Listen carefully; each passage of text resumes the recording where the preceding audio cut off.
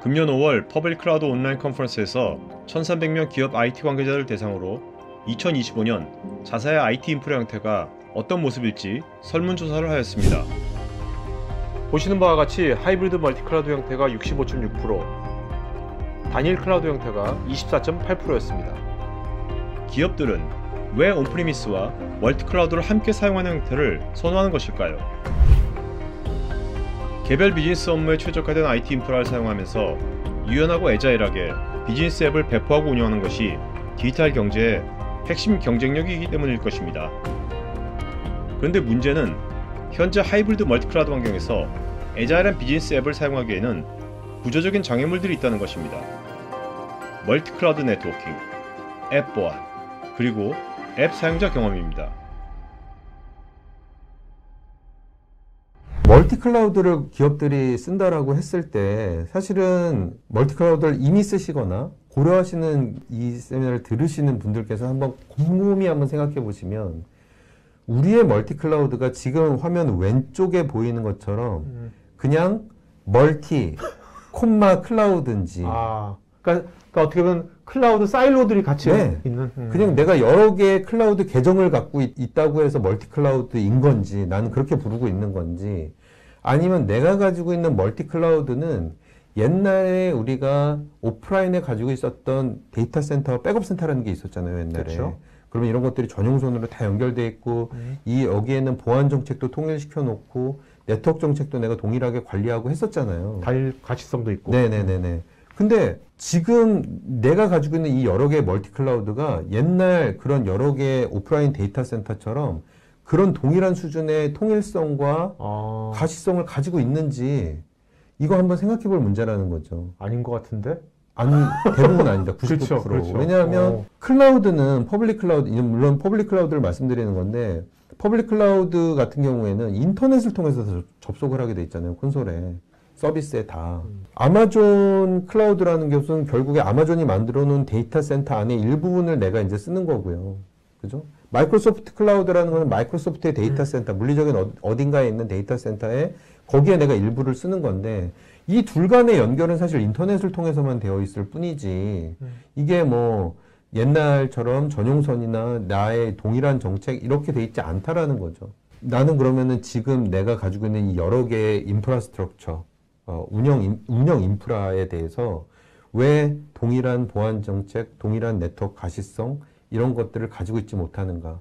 그렇게 해서 생기는 문제들이 뭔가라는 것을 심각하게 한번 고민해 봐야 될 때라는 거죠. 네. 말씀하신 그 문제들을 좀 하나하나 좀 구체적으로 말씀해 주시면은 좀 이해가 빠를 것 같거든요.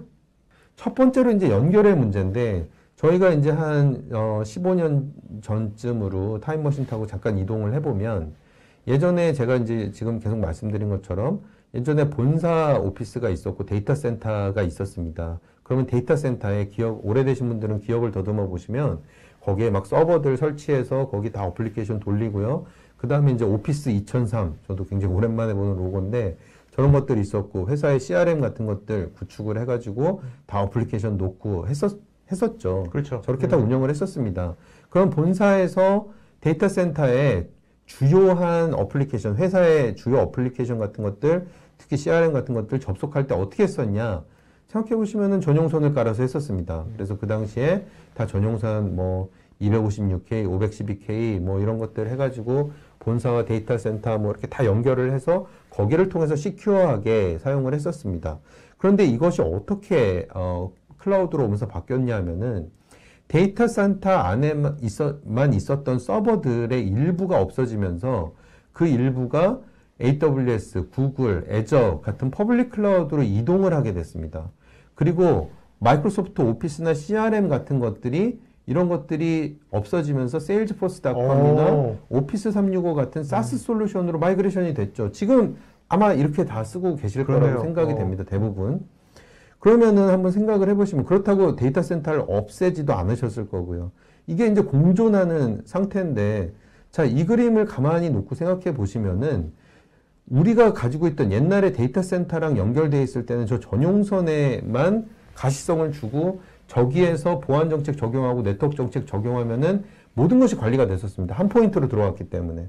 근데 지금은 어떤 서버는 AWS에 가 있고, 어떤 서버는 구글에 가 있고, 또 우리 오피스는 또 지금 오피스 365 그렇죠. 쓰고 있고, 고객 정보는 세일즈포스닷컴에 가 있고, 이러니까 도대체 어디를 어떻게 관리해야 될지, 보안 정책은 어떻게 적용해야 될지, 이런 것들이 굉장히 막막하다라는 겁니다.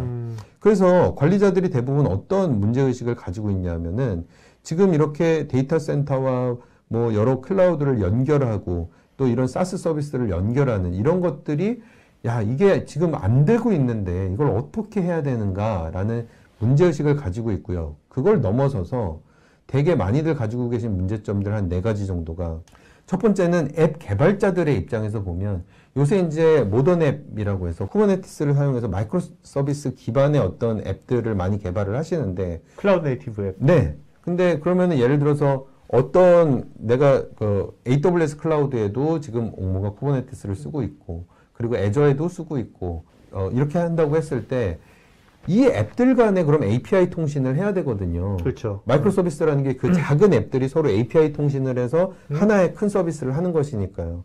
근데 그렇게 됐을 때 아까 보셨겠지만 그 두 개의 연결고리는 인터넷밖에 없습니다. 그럼 이거를 안전하게 전송하기 위해서 어떤 방법을 써야 할 것인가? 단순히 그냥 HTTPS 암호화만 하면 되는 것인가? 아니면 거기에 또 뭔가 보안 장치를 해야 되는 것인가? 한다면 그건 어떻게 할 것인가? 이런 문제가 생기는 거죠. 또 하나 문제는 이게 인터넷으로 다 연결이 되어 있다 보니까 IT팀의 얘기를 안 하고 실제 다른 부서나 개발자들이나 개인들이 내 개인 AWS 계정 만들어서 거기다 뭐 올려갖고 회사 정보 올려갖고 막 테스트하고요. 섀도우 IT. 네. 그게 바로 이제 섀도우 IT 문제죠. 그리고 이제 또 하나는 아까 말씀드린 것처럼 주요 고객 정보나 이런 것들은 여전히 온프라미스 데이터 센터에 있기 때문에 온프라미스 데이터 센터와 이 새로 내가 만든 퍼블릭 클라우드들과의 통신을 어떻게 할 거냐. 이런 모든 것들이 이제 기존에 고민하지 않았던 새로운 고민이 된 것입니다. 지금 현재 기업들의 IT 운영자들은 지금 말씀하신 이런 문제 인식은 지금 하고 있겠네요. 지금 이런 것들은. 그렇죠. 문제 인식을 굉장히 심각하게 하고 계신 분들도 있을 거고요. 어떤 시도를 하고 계신 분들도 있을 겁니다. 이거 한번 해결해 보기 위해서. 혹은 이런 문제들 때문에 멀티 클라우드로 못 가고 계신 분들도 있을 겁니다. 그렇겠네. 예. 멀티 클라우드를 하긴 해야 되는데 하면은 저 문제를 어떻게 해결하지? 라는 걱정 때문에.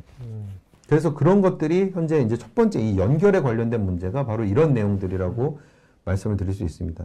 두 번째가 이제 아까 말씀드린 보안에 대한 이제 문제인데요. 보시면은 여기 보시는 것처럼 이제 여러 가지 퍼블릭 클라우드를 쓴다라고 가정을 해보겠습니다. 지금 뭐 구글도 있고 AWS도 있고 애저도 있고요. 그리고 밑에 보시면 데이터 센터가 있고 오른쪽에 보시면은 본사나 이런 오피스도 있다라고 가정을 해보겠습니다. 그러면은 여기에 일단 첫 번째로는 정책을 어떻게 만들 거냐의 문제가 있습니다.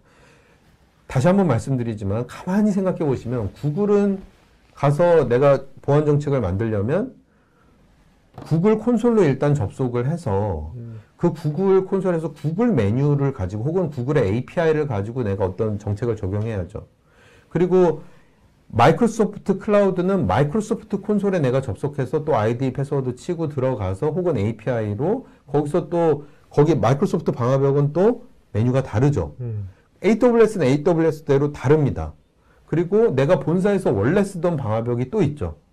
그러니까 방화벽 정책을 동일하게 예를 들어서 80 포트를 열어라라는 굉장히 단순한 하나를 하려고 해도 각각의 4개의 다른 컨피그레이션 방법이나 노력을 가지고 해야 되는 거죠. 시간이 길어지는 것도 일단 문제지만 또 하나의 굉장히 중요한 문제 중에 하나가 미스 컨피그레이션이 생길 확률이 그렇겠네요. 사람에 의한 미스 컨피그레이션이 생길 확률이 높습니다. 단일한 제품을 컨피그레이션에도 미스 컨피그레이션이 생기는데 네. 네? 이런 복수에 이런 것들을 하게 그렇죠. 되면 당연히 네. 물론 여기에 대해서 자동화로 해결하면 되지 않느냐. 자동화가 도움을 줄 수 있는 것은 맞습니다. 하지만 자동화도 하나의 툴이고 그것을 저렇게 각기 다른 자동화 프로세스를 다 만들어서 관리를 해야 되기 때문에 그런 것 또한 근본적인 해결책이라고 이제 할 수는 없는 것이죠. 또 하나의 문제는 가시성의 문제가 있습니다. 보안 같은 것들을 할 때 보안에서 굉장히 중요하게 보는 것 중에 하나가 가시성. 당신이 보지 못하면 거기에 대응을 할 수 없다라는 의미로 이제 가시성이 매우 중요하다라고 저희가 이제 얘기를 하는데요. 문제는 이 보안을 바라보는 각 팀의 관점이 보통 다르다라는 겁니다. 앱을 개발하거나 앱을 관리하는 앱 디벨롭먼트 팀이나 이런 데에서는 보통 자기 앱에 대한 취약점 스캐닝이나 아니면 이런 쪽을 위주로 본다라는 거죠. 그 사람들은 레이어 7만 보면 되는 거죠. 그렇죠. 그러니까 거기에 맞는 툴들을 사용해서 봅니다. 그리고 데브옵스 팀은 데브옵스에 맞는 툴을 가지고 보고요. 넷옵스나 셋옵스는 거기에 맞는 툴을 가지고 봅니다. 예컨대 제가 하나 예를 들어드리면 넷옵스나 셋옵스는 예를 들어서 뭐 많이 쓰시는 툴 중에 스플렁크 같은 툴을 가지고서 로그를 받아서 비주얼라이즈해서 이제 본다라는 거죠. 데브옵스는 예를 들어서 엘라스틱 서치 같은 툴을 가지고서 자기에 맞는 입맛에 맞는 것들을 만들어서 보고요. 뭐 앱 개발자들은 그라파나 같은 툴을 써서 또 자기에 맞는 것을 본단 말이죠. 근데 이렇게 되면은 회사 전체에서 일관된 어떤 가시성이나 필요한 정보들을 보려고 하면은 사실 같은 보안과 네트워크에 대한 걸 보는 건데 팀별로 다 다른 툴을 쓰니까요. 그러니까 이거를 어떻게 하면 가시성을 합쳐서 여기에 필요한 것들을 함께 볼 수 있느냐. 이런 것들도 이제 문제가 되는 거죠. 이게 문제가 되는 이유는 저 인프라가 기본적으로 다르기 때문에 그렇습니다. 인프라를 구성하는 내용들이. 그 다음에 이제 마지막으로는 바로 제가 사용자 경험의 문제라고 한 건데, 저희가 이 클라우드 컴퓨팅이 이렇게 쭉 발전하면서 아마 여러분들 한 번쯤은 다 들어보셨을 겁니다. 엣지 컴퓨팅이라는 개념이 나왔습니다. 제가 이제 국내 대기업의 한 웹사이트에서 그 화면을 캡처를 해온 것인데요.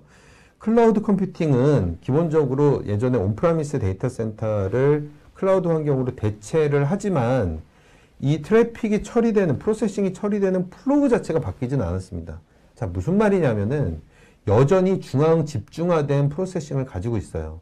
그게 다만 온프라미스 데이터 센터에서 클라우드로 옮겨왔을 뿐이지 여전히 프로세싱을 하는, 앱을 처리하는 프로세싱은 중앙에 집중되어 있습니다. 근데 어떤 특정 어플리케이션이나 서비스들은 이게 처리되는 속도나 지연 시간이라고 그러죠. 이런 것들이 굉장히 여기에 민감한 서비스들이 있습니다. 예컨대 IoT, 그러니까 CCTV 이런 것들, 아니면 다른 IoT 디바이스들, 뭐 온도를 측정한다든지 신호를 감지한다든지 이런 것들, 혹은 스마트 팩토리에 대한 것들, 아니면 자율주행차들, 혹은 그 외에도 AI나 머신러닝 같은 프로세싱을, 클라우드 컴퓨팅이 그런 게 잘 돼 있으니까요. 그런 것들을 사용하는 앱 같은 경우에는 빨리 계산해서 그 결과를 빨리 받아야만 이거를 가지고서 그렇죠. 사용자 경험을 높여줄 수가 있거든요. 그러니까 현장에서 바로바로 처리해야 돼요. 네. 예를 들면 이제 이 엣지 컴퓨팅 설명할 때 가장 많이 나오는 예제가 자율주행차죠.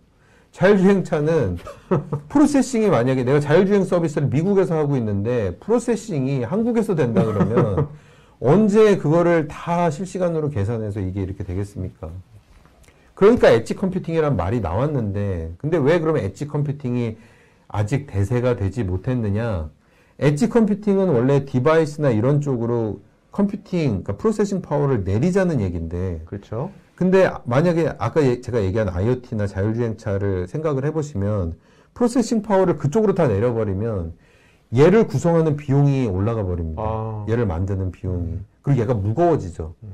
그러니까 이게 엣지 컴퓨팅으로 완전히 갔다기보다는, 그러면 엣지 컴퓨팅 개념을 가져가면서 이거를 단점을 보완할 수 있는 개념들이 필요하겠다. 경량화시켜야겠네. 네.